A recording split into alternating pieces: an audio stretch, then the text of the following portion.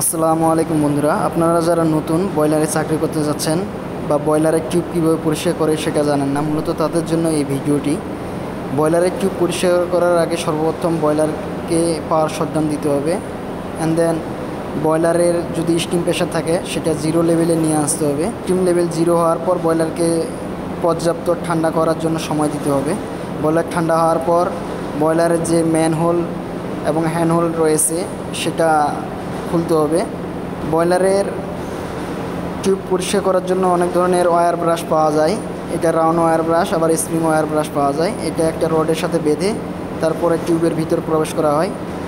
বয়লারে যদি ভিতরে কার্বন বা ছাই থাকে সেটা পরিষ্কার করা হয়। কাজ শেষ করার পর আবার নাট বল ভালোভাবে টাইট দিয়ে গ্যাসকে ঠিক আছে কিনা সব কিছু চেক টিক দিয়ে তারপরে ফিটিং করা হয়। ধন্যবাদ বন্ধুরা, টেকনিক্যাল সলিউশন প্রো চ্যানেলের সাথে থাকার জন্য।